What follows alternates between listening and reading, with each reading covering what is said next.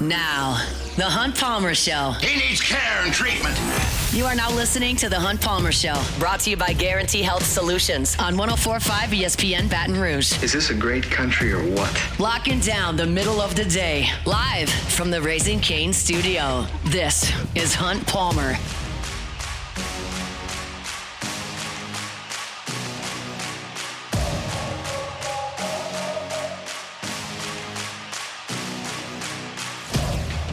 Hour 2, Monday edition of the Hunt Palmer Show, brought to you by Guarantee Health Solutions. They're online at guaranteehealth.com, guaranteehealth.com. We got plenty to discuss here in the second hour. 3 positions the Saints may still address before training camp. We'll get into that in 15 minutes. Right now, I want to preview the final college baseball game of 2026. It'll be North Carolina and Oklahoma for a championship at Charles Schwab Field tonight.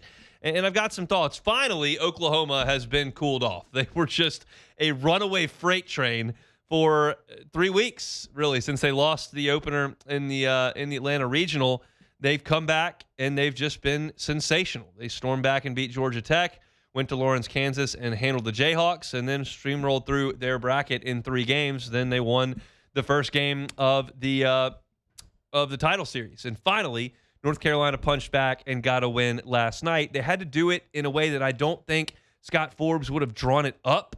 You look at what North Carolina had to do yesterday. Your starter has to come out of the game, and they just went to Caden Glauber, who is their best bullpen arm. He is their best pitcher, and he got him the rest of the way. And he threw 65 pitches to do it, which, generally speaking, would mean he's unavailable today. Now, in a national championship situation, you never really know. And we see in this tournament all the time, pitchers get pushed to the limit. And maybe he is available for a couple of outs. Maybe he's available for an inning. But they don't have a rested and ready Caden Glauber. He's their stopper. He's unavailable in this game.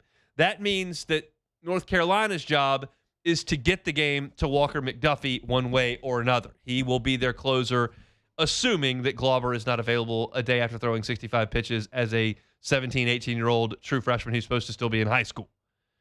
So we'll see how that goes. But that, to me, kind of puts the pitching advantage closer to Oklahoma. Now, Oklahoma is going to go with Nick Wazlowski. He's a freshman. He pitched very well against Georgia. He pitched pretty damn well against the Citadel. But he's only got 2 starts on the season. But they've been pretty good starts, and he's going to get the ball and is capable of going out there and giving them 5 or 6 innings in this game. North Carolina doesn't have its best bullpen option. So to me, there's a little bit of a pitching matchup that favors Oklahoma. LJ Mercurius is probably the guy who's pitching the best, maybe Xander Mercurius, but those guys should be available in this game. I was looking back at yesterday's box score, and Xander threw 4 innings yesterday, 92 pitches. So he'll be down. LJ will be the guy they try to get it to in the back end, and he's probably their most talented pitcher. So that's the goal, is who can get it to their ace reliever with a lead in the middle innings. I was listening to the D1 baseball guys earlier today, and the thought is that potentially Jason DeCaro, North Carolina's ace, who went on Saturday, could go 2 or 3 outs today. DeCaro threw 83 pitches on Saturday. He's had 1 day of rest. I hate that. I don't like when college coaches do it. I have no idea if Scott Forbes will do it either. But he had a day of rest, and maybe that's a guy you can get out there. Don't know if he's a first-day sore guy or a second-day sore guy, but he's had a day of rest. Maybe he can give you an inning. Offensively, did Oklahoma run out of gas yesterday?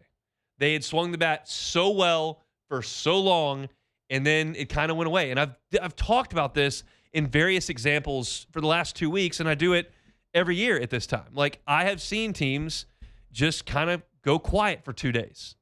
I give you the example all the time of Oregon State in 2017. That was a just ridiculous baseball team, and they didn't hit for 2 days. Wake Forest didn't hit in Omaha in 2013. They just didn't hit. I've seen teams go up there and struggle to find offense. Georgia just did it. And sometimes that comes in 48-hour bursts, and that's enough to send you home. And maybe the case for Oklahoma. North Carolina swung the bat well yesterday. Owen Hall has been sensational. Gavin Gallagher has got more postseason RBI in the last 3 years than anybody in college baseball. And I'm not going to jump off the horse now that I've been riding. I'm going to take North Carolina to win this. I told you on Friday that I was picking them, and I'm not going to switch my pick. I did tell you on Friday that I did have to step back and go, okay, this Oklahoma team is playing great. They're playing great. I don't know if it's a great team. I struggle with that when you go 14-16 in the league, and then you pop up and just go nuts in June. But the power surge has been unbelievable, led by Dayton LaChance. And they're playing great, but they didn't play great yesterday.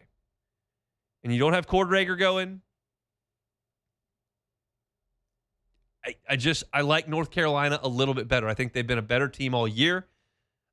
I wish they had Glover ready to go in this game. They don't. But I'm going to pick North Carolina to win, and I think it'll be close. I don't see an LSU-Florida Game 3 breaking out here.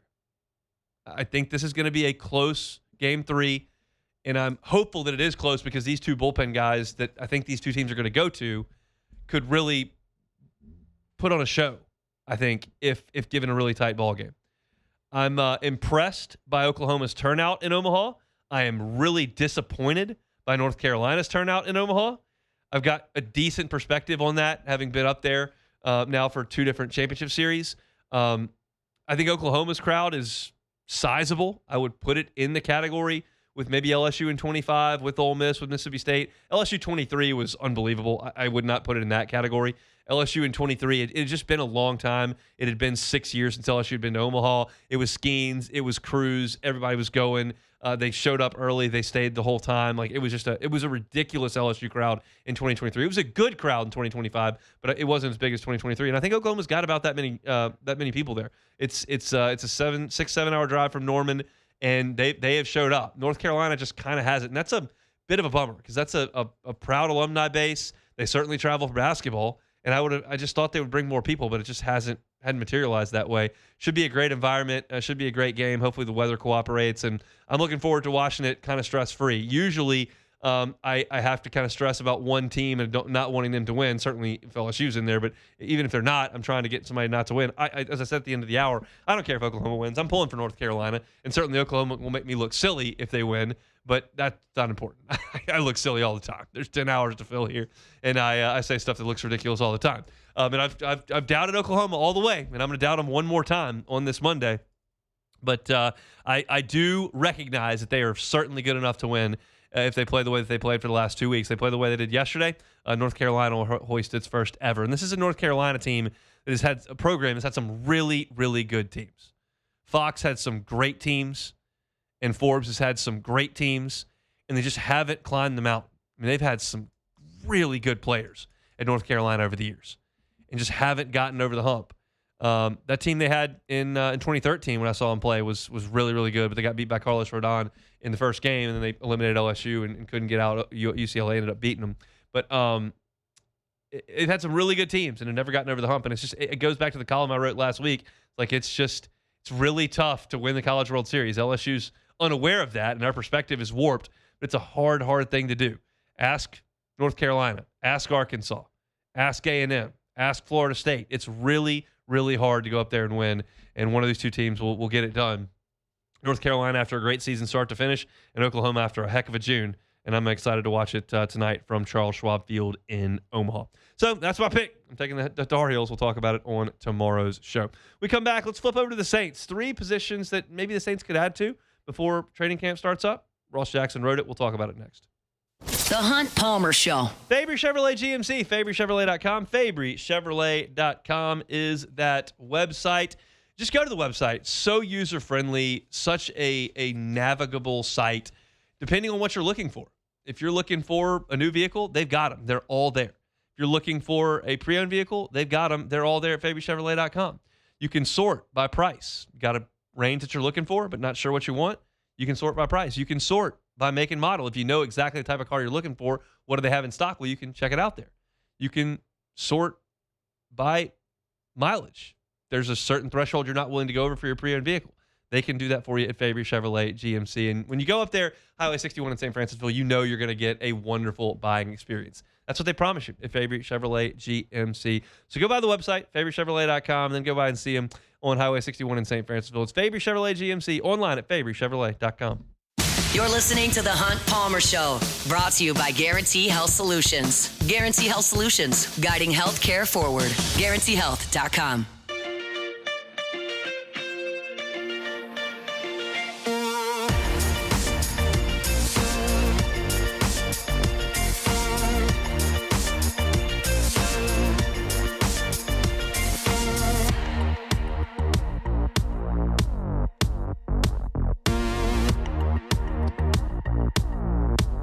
Brought to you by Guarantee Health Solutions here on this Monday. Brought to you by Guarantee Health Solutions every single Monday. They're guiding healthcare forward over at Guarantee Health Solutions. Rachel Fricke and her team are just first class. They do such an awesome job. If you are in the healthcare space and have not considered digital advertising, have not considered the functionality of your website, have not considered the patient journey through your clinic or your hospital or your office, that's where Guarantee Health Solutions comes in. They're in 12 states. They've got 24 plus partnerships. Last year, they helped move a partner's Net Promoter Score from 65 to 90 in 3 months. They're operational experts. They can do a full assessment of your patient journey. What does your brand look like online? How easy is access to care, meaning how many clicks to care? They do all that for you at Guarantee Health Solutions. So whether you are a hospital or an urgent care or dental practice or private practice, if you're in the healthcare space and have not considered the hospitality angle of your operation, Guarantee Health Solutions is here to help you do that. Check them out online at GuaranteeHealth.com. That's GuaranteeHealth.com. We had our internal meeting earlier today at 10 o'clock, as we do every other Monday, and it was just like an empty room. Like there's no one's here. And I'm getting the itch to go on vacation here. Like I'm out next week, and it just I've been taken aback by how empty this building feels these days. Did you notice that? Oh, I've been noticing. I've noticed since probably the end of May. Yeah. No, what was the holiday we just had? Memorial Day? Memorial Day was a month ago. Oh, okay. Well, damn. Oh, maybe I need to wake up then. Summer's just like, yeah. it's just, and then they got the snowball truck out there today. Hunt, please tell me why is that at 2 o'clock? 2 o'clock. I mean, are you a snowball guy? Yeah, I'm a snowball guy. Come on, man. The last time. I call it a snow cone because I'm from Shreveport, but I don't think I've had a snow cone since the Clinton administration. Like I don't know when my last snow cone was. Well, look, they're free downstairs, so I'm about to say after the show, go get you a snowball. What's your flavor of choice? Okay, so usually I'm more of a red type of guy, so any type of cherry or type of strawberry. I'm not on the milk. I'm not a milk guy on my snowball. Milk? Yeah, no, they do condensed milk. Yeah. What? Yes. No, real talk. Hey, you turn your mic's on. So no, I don't do that. Can I get some gummy bears in it sometimes? More. I like to get down. I didn't know they did toppings either. No. Sometimes I might mix it. I got the Myers Man a snow cone at the box earlier this year. Okay. And that ended up all over his jersey. But rite of passage. Yeah, for sure. I was fine. Just keep him occupied while I'm trying to watch baseball. We were playing in South Carolina. It was great. We were winning. It was rare occurrence this year. But it's not really. I love it when we had the crawfish bowl down there. I love it when they get ice cream brought. They had an ice cream truck every once in a while. Yeah. The snow cone's not going to get me down from the 3rd or 4th floor. It's just not going to happen. You got to go that way to go out anyway. I mean, yeah, I would on the way out. Okay, but I'm going to make the right. trip down. Okay, all right. I'm like, come on, you got to go that way anyway. But I appreciate them for doing it. It's just not speaking to me. Well, they better be there because I'm ready for y'all. 2 o'clock is a ridiculous time. We got 20 minutes. We got 40 minutes until you can go down there. Let's talk a little Saints. Ross Jackson's got a piece up at LouisianaSports.net talking about what the Saints could do pre-training camp to bolster the roster. You understand that you got a roster is like a living organism in the NFL because it's constantly evolving. It's constantly changing. Circumstances with salary cap, circumstances with injury, just constantly make things a moving target. But there are 3 positions that Ross writes about that the Saints could potentially address later this summer. And he starts with cornerback. So you've got Kool-Aid and Quincy Riley, who appear to be your starters. You went and got Martin Emerson, which I thought was a pretty good addition. And then Isaac Adam has been there and it's been a fairly solid player for you. You know, you get some special teams out of him and he can play out there at the corner as well. But that's really it. Those are your four guys at corner. It feels like they need to add another one there. I don't know. I don't have a name for you. I don't have a way to get that done. We've seen Mickey Loomis make some trades preseason the last couple of seasons. Perhaps they look in that market. Perhaps they're free agents. Perhaps there's just a situation where someone gets let go from a roster at a loaded position somewhere and the Saints can bring that person in. But a fifth corner, I think, would be helpful for New Orleans. That is probably, to me, cornerback, the weakest position on the roster. Like, when I look at the roster as a whole, I don't know that you have a number one corner. I don't think Kool-Aid McKinstry has demonstrated that he's that. And then you've got Quincy Riley entering year 2. Did some nice things, but he's certainly not a number one corner right now. So you don't have that headliner, that Pro Bowler. You're weak on depth. You're looking at maybe a third corner that's Isaac Adam. He's probably fourth. Emerson's probably third. But, like, that's a little bit of a weak position and something that the Saints probably need to address. So we'll see if there is a spot there, but that's probably the weakest spot on the roster at this point.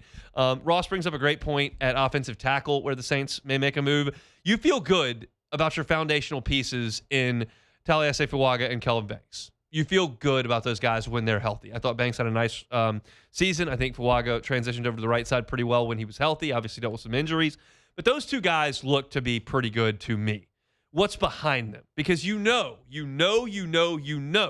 you're not playing 17 football games with 5 offensive linemen. It's just not going to happen.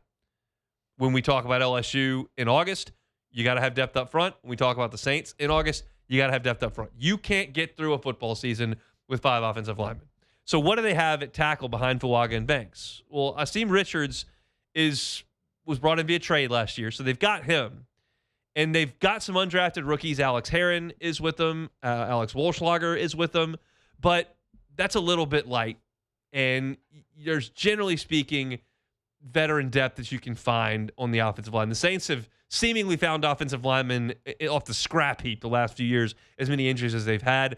I would like to see a veteran tackle brought in at some point. That point doesn't stand if Heron and or Walschlager looks the part. If you've got an undrafted kid that you found that may be a gem, and I'm not asking for him to start at left tackle. I'm asking him to be a depth piece. If you have found that in an undrafted free agent, great.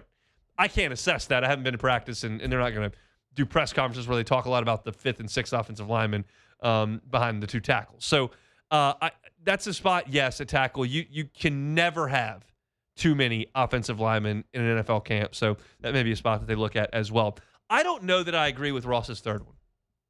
I don't know that I agree with it. I understand what he's saying. I don't know that I agree with it. Running back. You look at the Saints at running back. Yeah, you don't know exactly what's going on with Alvin Kamara. He's playing a little bit of game of chicken, we think. We think he's planning on being back. We also think the Saints may try to negotiate a pay cut, and we don't know how he'll react to that. So that's uncertain. You've also got injuries to Devin Neal and Kendre Miller. I get it. But you've got Travis Etienne. You do have a healthy Alvin Kamara right now.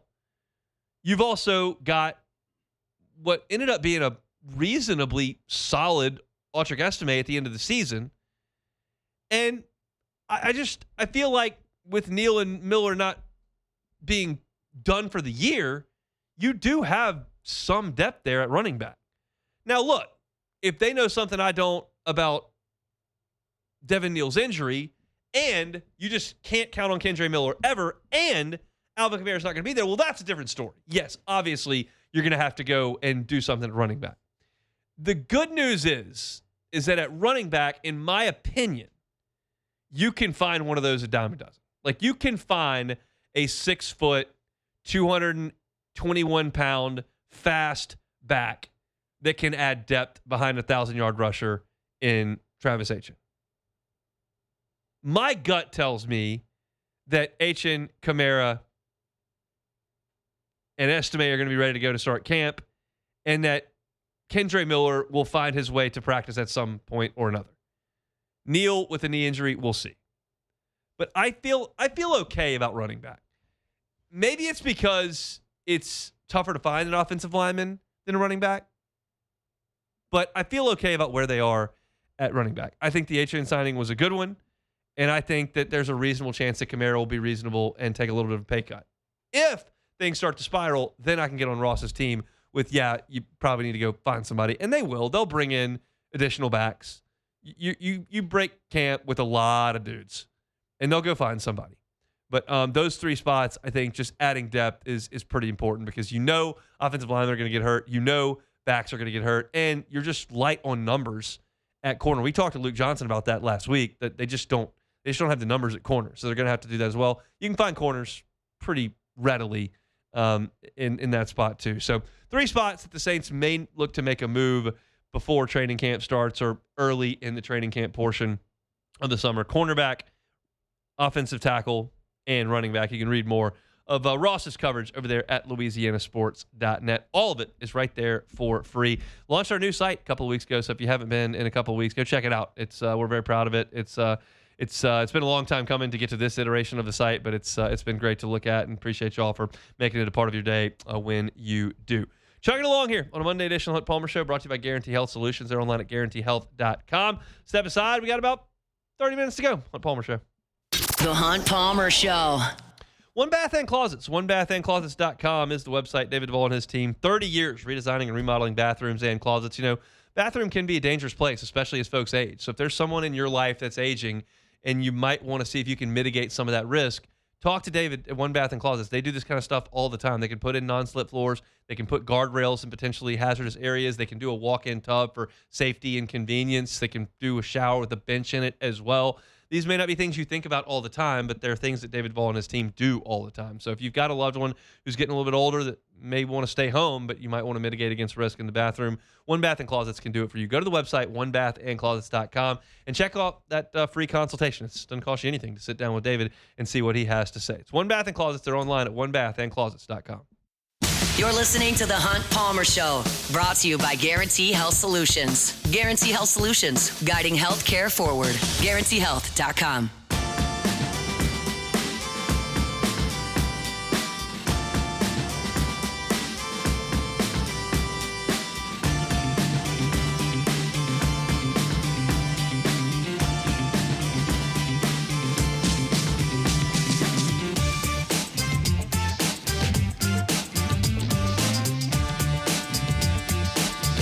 Through a series on louisianasports.net where I take LSU's 12 opponents for this coming football season, and I just give you 3 points on them. It's meant to be surface level. It's not meant to be a deep dive in the middle of June on college football rosters. Just kind of sticking your toe in the water of football. We are gaining on SEC Media Days. We've got, I think, 4 weeks before we get there. Let me check the math on that. It's pretty easy to look up. We got this week, then we got next week when I'm out on vacation, and then 2 more before Media Days. So we have 4 weeks before we go to SEC Media Days in Tampa, and that's when things really pick up in earnest. So this is obviously the slowest part of the year. Once we get to Media Days, we've got that week in Tampa, and then there's 1 week, and then we come back, and the Saints are already practicing, and LSU hits the practice field a week after that, and then you're off and running until June of the next year. But this is the quietest time. So you look for angles to talk about and to write about. And I've just kind of looked through LSU's opponents. And I wrote about Auburn today. I wrote about Mississippi State yesterday. And I'll talk about both of those because they're both back on the schedule after a little bit of a hiatus there. LSU and Mississippi State and Auburn played every year when they were SEC Western Division rivals. And then when you added Texas and Oklahoma, you jumbled things up. And all of a sudden, those 2 foes came off LSU's schedule. But now they are back on. I was looking at Auburn, and you realize that Auburn kind of compares itself to Alabama and Georgia, right? Those are the 2 chief rivals of Auburn football. As great as the LSU-Auburn rivalry has been, they've got more hatred in their heart for Alabama and Georgia than they do for LSU, I'm assuming. And for a while there, that was a really bad place to be because Nick Saban had the greatest run in college football history going in Tuscaloosa, and Kirby Smart looked like he was well on his way to doing the same damn thing in Athens. And do you realize that since that miracle couple of weeks with the prayer at Jordan-Hare on the tipped Hail Mary pass and then the kick 6, after that, which was the same season, Auburn is 3-22 against Alabama and Georgia. 3-22 since that. They are never beating those teams. And that is got to be really, really frustrating. And they thought they had it figured out when they hired Hugh Freeze, and Hugh Freeze's teams were bad. They couldn't score. They were terrible. And so here comes Alex Golesh, who comes in. He's been in football coaching for 20 years, got that South Florida position, and he went 23-15 at South Florida. What really got him this job and put him on the map is that they hammered Boise State in the opener last year at South Florida, 34-7. And then they went to Gainesville and beat Billy Napier and Florida, 18-16. Like, it wasn't a great season for South Florida after that. They lost to Memphis, they lost to Navy, they lost to Old Dominion, but Golesh got the job. And his job now is to figure out how to score some points with Auburn, because they averaged 18.5 points per game against SEC teams last year. Only Florida and South Carolina were worse than that. In fact, when you look at conference games, only 13 of 133 teams in the country were worse against their conference teams scoring points than Auburn. They threw for 197 yards per game. That's worse than everybody in the SEC except Missouri. And so they've got to transform that offense. And they hand the keys to Byron Brown. He set 15 school records at South Florida, played 3 seasons under Golesh there, 32 starts. In 2023, which was his first year as a starter, he was one of 2 quarterbacks to throw for 3,000 and run for 800. The other one played down the street, Jaden Daniels at LSU, won the Heisman Trophy. He did it again in 2025. So you got a quarterback that's got a lot of skins on the wall, that's played a lot of football, and he's one of 11 South Florida Bulls that transferred to Auburn on the offensive side. They have 11 transfers from South Florida on offense. That doesn't mean 11 starters. That just means 11 total have joined Auburn. So they've got to try to get things off to a good start against Baylor and Atlanta and try to move things forward. They need some continuity in Auburn. You fired Freeze quickly. You fired Harsin the most quickly. Like, Malzahn brought some stability. It wasn't always great, and you always felt like they were going to fire him every November, but it did bring some stability, and you won a lot of games. And now Auburn's just churning through coaches, and it doesn't feel super stable. We'll see if Alex Golesh can do that. This is a hire that I think is interesting because it wasn't just an awesome run at South Florida, but a lot of people in college football like Golesh, so maybe it goes really well for him. So that's a look at the Auburn Tigers. Let's take a brief look at Mississippi State as well. Speaking of looking for stability, obviously they had a terrible set of circumstances when Mike Leach passed away. They tried to bring in Zach Arnett as the defensive coordinator, elevate him to head coach. That did not work out at all. So now they go to Jeff Levy, and he's 1-15 in league play. 1-15 in league play. So you feel like, despite the fact that they want stability in Starkville, if you have another 1-8 type year, can you justify keeping him? I think they've got to win 2 or 3 SEC games to feel like they're moving in the right direction. And if they do that, a lot of it is probably going to be because of Kamario Taylor. Kamario Taylor is going to be the quarterback for Mississippi State this year. He's the highest rated quarterback recruit in the history of Mississippi State. He is a great athlete. He's dynamic in space. He had a 38-yard touchdown run against Ole Miss last year in the Egg Bowl that was explosive. And he did some good things last year. He ran for 173 yards and 2 touchdowns in that game against Ole Miss. He threw 5 touchdowns, only 1 interception. Like, he's a dynamic dude. He's going to be in charge of putting up some points. On the other side, Zach Arnett is back coaching the defense. He's the defensive coordinator at Mississippi State now. Spent some time actually at Ole Miss, coincidentally, after he was fired by Mississippi State. Their defense at State's been terrible. They have been outside the top 100 in total defense, scoring defense, and rushing defense both years of Jeff Levy's tenure. They've been terrible defensively. Awful. And so they've got to find a way to be better than that. Zach Arnett did a pretty good job with Mike Leach. And Mississippi State often has really good defensive players. The Chris Joneses of the world, the Jeffrey Simmons of the world. You know the names by now. London Fletcher Cox. They've had great defensive players. They've got to be better. They allowed 40-plus points 9 times in the last 2 years. 40-plus 9 times in the last 2 years. That's got to change. So they got to score more points. They've got to Stop allowing more points. And the one thing that I wrote about with Mississippi State, this is nitpicking. I promise I'm aware of it. It's nitpicking, I know. But Mississippi State does have a nice schedule advantage over LSU in that game. State will be coming off of its bye week when they play LSU in Baton Rouge. LSU will have played a night game at Kentucky the week prior and will have not have had a bye. So that game's going to start at 7 o'clock Baton Rouge time. LSU will play until 11. They won't start flying out of there until 12:30 a.m. They won't land in Baton Rouge until 4 o'clock in the morning. That's how you're coming back into Mississippi State week as State has a bye. So that's a small thing.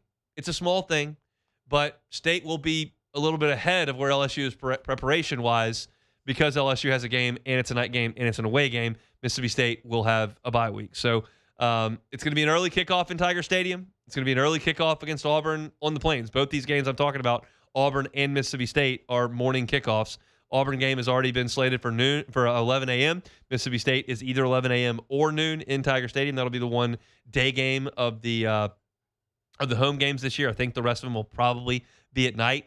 But Mississippi State gets a nice schedule advantage over LSU with the bye, with the early kickoff, all that stuff that goes into it. So that's a look at Auburn and Mississippi State. I talked about this last week when the schedule came out and the game slots came out. If LSU is going to achieve this year, if you're going to be a team that makes the playoffs, if you're going to be a team that competes in the SEC, if you're going to be a team that considers this season a success in Baton Rouge, year one, Lane Kiffin, you absolutely have to beat Mississippi State and Auburn. And Auburn's on the road, but you have to. If you lose one of those games, the path to the playoff is just untenable because it involves Clemson, it involves A&M, it involves at Ole Miss, it involves at Tennessee, it involves Texas, it involves Alabama. There are too many landmines on this schedule for LSU to stub their toe against Auburn or Mississippi State. Auburn's in transition. Mississippi State is bad. I don't have another word for it. If you're going to achieve this year, these two are just about non-negotiables, as I see it. So they're important, if not the biggest, most high-profile games on LSU's schedule, hence the early kickoff time. So got to win those two against longtime foes. LSU's played Mississippi State more often than any school in program history. So we'll get that back in action coming up in October this year with Mississippi State. So that's a look at Mississippi State and Auburn. Remind you about Boudreaux's Electrical Services. They're online at boudreauxelectrical.com. That's boudreauxelectrical.com. Look, it is storm season. We had our first name storm that came through. Before the next one does, call Boudreaux's Electrical. Call Neil and Melissa. Say, hey, I'd like to look at a Generac home standby generator. They've been doing it for 40 years. They know the needs of the South Louisiana folks that they help. You call them, they come out, they assess your property, they give you a quote. You want to move forward with it? A local team will come out and install that generator. And it'll be monitored 24 hours a day, 7 days a week locally. So that if there's a mechanical issue, even if you don't know about it, Boudreaux's Electrical they'll come out, they'll do the maintenance so that when your power goes out, your generator power's on. If you work from home, you can't afford to have your power go out for an afternoon storm. If you evacuate from a hurricane, you don't want to come back to a hot, dark house. If you ride a hurricane out, you don't want to lose power. You won't with that Generac home standby generator from the folks at Boudreaux's Electrical. Give them a call at 985-397-1562. That's 985-397-1562. Or the Gonzales location at 225-300-9389. That's Boudreaux's Electrical Services. Chugging along here on a Monday edition of the Hunt Palmer Show. Appreciate y'all for starting your week with us. As I've mentioned a couple times, my last week until vacation. So there's a touch of senioritis that's kind of kicking in. That'll be in full effect around Thursday. A little too early for that on a Monday. But I'm looking forward for a week away coming up. We'll get through this week one way or another. And tonight, obviously, we're excited to watch the College World Series and hopeful there's a little bit more baseball portal action to come. I'll touch briefly on that when we come back, and we'll wrap things up with Take It or Leave It next. The Hunt Palmer Show. Fabry Chevrolet GMC, FabryChevrolet.com, FabryChevrolet.com. Got some amazing deals on trucks all month long. You've still got 1 week to get on by and see what you can do with these. You've got some incredible deals on Chevy Silverados. You've got incredible deals on GMC Sierras. If you're looking for a Silverado 1500, you can get incredibly 0% financing. 0% financing. If you're looking for that GMC Sierra 1500, 2.7 for 72 months. Incredible, incredible deals on trucks. If you're looking for one, get on by and see them. Also, if you're looking for Chevy Trax, you can find one for $30,000. Great deals, great service, great inventory at Fabry Chevrolet GMC. They're online. The entire inventory is right there at FabryChevrolet.com. Go by and see them. Highway 61 in St. Francisville. Fabry Chevrolet GMC. This is the Hunt Palmer Show, brought to you by Guarantee Health Solutions. Guarantee Health Solutions, guiding healthcare forward. GuaranteeHealth.com.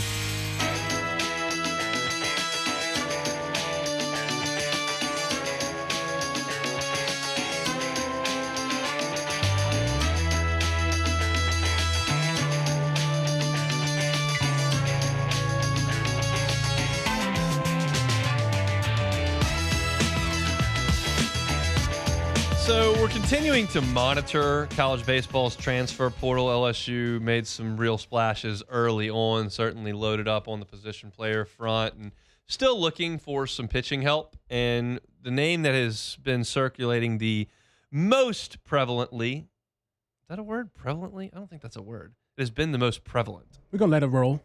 Prevalently. That's just not a word. Can't be doing that. Is Thomas Allen from Louisiana Tech. And he has gotten significant Southeastern Conference buzz. I did check in. He visited Arkansas. He is scheduled to visit Ole Miss this week. Maybe right now, maybe later on this week. LSU will get a visit. I was told that potentially they might want to get him last, which would be probably an advantageous spot. Texas is involved as well. I expect Mississippi State to get in the mix. Mississippi State actually saw him in a scrimmage. Louisiana Tech went over and played Mississippi State in a scrimmage, just like LSU goes over to Biloxi and plays against Sanford and has played McNeese and Louisiana Lafayette and Southeastern over the years. And so they got to look at him in fall of last year. He's got a fastball upwards of 96 miles an hour. I really like the shape of the breaking ball as well. He really looks like a bullpen piece. I was talking about this last week. There's a potential that Arkansas is pitching him as a starter. And I don't know if that's the case at LSU. Now, when I say that out loud, I realize what I'm saying. Like, LSU should not have starting roles baked in for anybody based on how this past year went. I want the best man to win. I want the competition. I want guys to have to fight for those roles because LSU just simply was not good enough. So I want Evans competing. I want Schmidt competing. I want Cooper Moore competing. I want Ricken competing. I want Marcos Paz competing. I want Landon Hood competing. I want whatever freshman they can get through this class competing. And that would include Thomas Allen as well. But again, I just listed a lot of guys, and there are only 3 starting spots. And it sounds like Arkansas, who does lose their entire rotation, Dietz being key among them, that could be a big selling point. Obviously, finances are going to come into play, and hopefully you get the Louisiana kid to stay home. He's from Benton, just outside of Bossier. Up there in the 318, and so that's reasonably close to Oxford, reasonably close to Fayetteville, reasonably close to Baton Rouge. It's not like he's from Dutchtown or something, but he's getting significant buzz. I would imagine we may get some clarity on that in the next 7 days. But he's taking his visits. He's gonna line him up in that way, and sounds like he's headed to Oxford at some point this week. So I would love it if LSU could grab him. That's probably the most high-profile guy LSU's in the mix for right now from a pitching perspective. And I know he's right-handed. I know people want left-handed pitching, but good pitching is more important than left-handed pitching. And Allen looks like a pretty good pitcher, and he's got 2 years of eligibility left. So that would be a big one if LSU could make it happen. But they'll have a lot of competition with the Hogs, the Rebs, Texas, Bulldogs as well. So we'll see how it all shakes out. That's a look at Thomas Allen. All right, we got a few minutes left to go. Take it or leave it. Take it or leave it. Take it or leave it. Take it or leave it. Today's hottest stories in sports, news, and sometimes even Hunt's life. The question is, will he take them or leave them? All right, Hunt, history was going on during the show. So Lionel Messi has become the all-time leading goal scorer in men's World Cup history, well, men's and women's World Cup history after scoring twice in Argentina's group match against Austria. Just 2 days before his 39th birthday, Messi eclipsed Miroslav Klose, record of 16 goals, which has stood since 2014. So with LeBron James and Tom Brady breaking records at older ages, and now Messi breaking a record at an older age, is this the generation of ageless wonders? Take it or leave it. I mean, take it. They're playing better than anyone ever has towards their 40s. For no doubt, there's no question about that. It just wasn't something you could do a long time ago. But these guys have unlimited resources financially and the drive to do all this. Yeah. So it's interesting to watch for sure. I mean, golf's had guys extend their careers a very long time. Sometimes the body breaks down, and it certainly did for Tiger. Yeah. But guys, I mean, Phil Mickelson won the PGA at 50, so it's goodness. Kiowa. So it's amazing to see what some of these guys can do up in age. Gives me confidence. Yeah. There's going to come a time fairly soon where I'm older than everybody in professional sports outside of golf, and that's going to suck. I'm not there yet, but it's getting there. It's getting there. Hunt, I feel you, because once the players started being younger than me, and once NFL teams started looking at guys born in 2000, like, this guy's a little too old to. Yeah, no, I don't feel too good no more. I do not feel good at all. I still got LeBron out there. He's older than me. Who's the oldest quarterback in the league? Aaron Rodgers? Matt Stafford is about 38. My age. Yeah, about 38, 30. Yeah. That game when he came to Baton Rouge was my junior year, and that was his junior year. So I am Matt Stafford's age. You was there for AJ Green and all. I was there, AJ Green. I can still see it. One of my roommate's best buddies went to Georgia. Okay. And he was sitting with us in the student section. Oh Lord. And AJ Green caught a post route over the middle, and I can still hear Michael Thompson slam his foot on the ground and go, AJ! And we were all ticked. No Sean Moreno's running 50-yard touchdowns, running away from Derry Beckwith. That was not good. The Dogs scored 50 that day. That's the day I wrote the letter. I wrote the editor of the Reveille a nasty email, not profane, but like a very derogatory email, because they put the headline on the Reveille of the LSU school paper. This is A&M, right? No, it was Georgia. Oh, I'm like the Reveille. No, Reveille is A&M's mascot. Our LSU school paper is called the Reveille. Oh, okay. And the headline of the Reveille after Georgia beat LSU was the word UGA, UGA for Georgia, UGA Lee, L-E-E, and UGA Lee lost because Jarrett Lee was the quarterback, and he threw 3 interceptions and one got returned for a touchdown on the first drive of the game. And I just thought that was ridiculous for a school paper to call out the quarterback like that when the defense allowed 45 points. Like, he has to go to class, and they open the Reveille, and it's like UGA Lee lost. Give me a break with that. And I got some response about how we're not fans, we're journalists. It was like, you're a student at LSU. Don't put that on the headline. It's ridiculous. Okay. All right. So Duke appeared to take. Well, we're gonna keep talking about shots. So Duke appeared to take a subtle shot at Michigan with Wolverines head coach Dusty May going on to the NBA. So shortly after that, Duke shared a photo of Coach John Shire wearing a Blue Devils shirt as a kid. So Mark Stein reported last week that the reason why Dallas was having this hold up trying to find a head coach is because they were trying to get John Shire to come from Duke. Ultimately, Dusty May ended up going. So, is Duke throwing shots at Michigan, posting this picture of John Shire as a kid? Take it or leave it. Yeah, I'll take it. I mean, I think just a little playful banter there. Michigan loses their coach. John Shire sticks around at Duke. I mean, I'm on record saying the guy next to the guy is usually not the guy.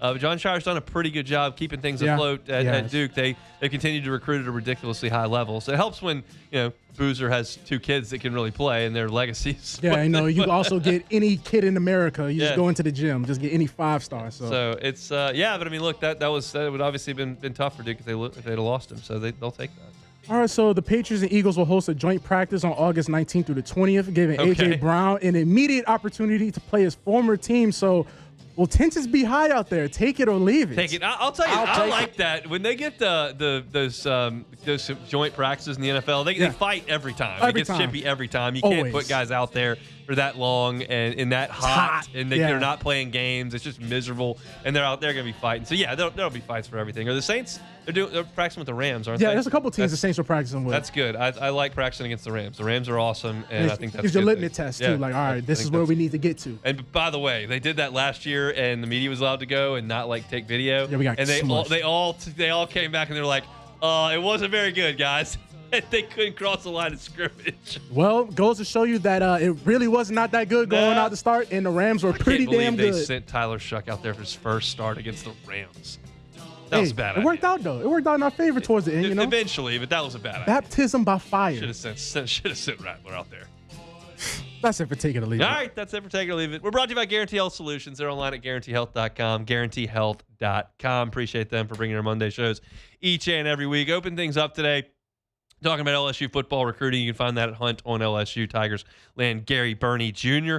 from Parkway up in Bossier. Segment 2 was golf, which we usually don't do, but Sam Burns was in the mix yesterday, and I gave some thoughts on that, as well as the crowd's treatment of Wyndham Clark, which I just thought was ridiculous. Went in LSU basketball at 1:30. Big day in LSU baseball history. 1 year ago, Tigers won their 8th national championship. 3 years ago, LSU clinched a spot in the title series with a Tommy White walk-off. Both happened on June 22nd. College World Series final preview. I've got North Carolina. Did that at the top of hour number 2. A little bit of Saints talk. You can find that at Hunt on Saints as well. Go back and catch it all on demand. Matt's going to drive you home on AFR next. The Hunt Palmer Show. But now, before I tell you about Swing Easy Golf Club in Baton Rouge, swingeasygcbr.com. Awesome spot to go work on your golf game. You know, it's sometimes tough to find a good driving range here in Baton Rouge. Maybe it's wet outside. Maybe there's not a lot of grass out there. Maybe struggling to find good golf balls to hit. The wind's blowing. It's hot. Just not a great place to go work on your game. Do it at Swing Easy. You can go into an individual bay. Don't have to worry about any of the elements. You can see your trajectory. You can see your ball speed. You can see your carry distance. You can see your club head speed. You can see how much spin you're putting on the golf ball. The technology is phenomenal. One of the coolest things you can do is see that slow-mo video of your club face at impact, so you can see if you're catching the ball on the toe of the club, see if you're catching on the heel. Doesn't matter if you're a scratch golfer or a beginner. It's still a great place to work on your game and use all of that information at Swing Easy. They're on Segan at Perkins. They're online as well. Swing Easy Golf Club at swingeasygcbr.com.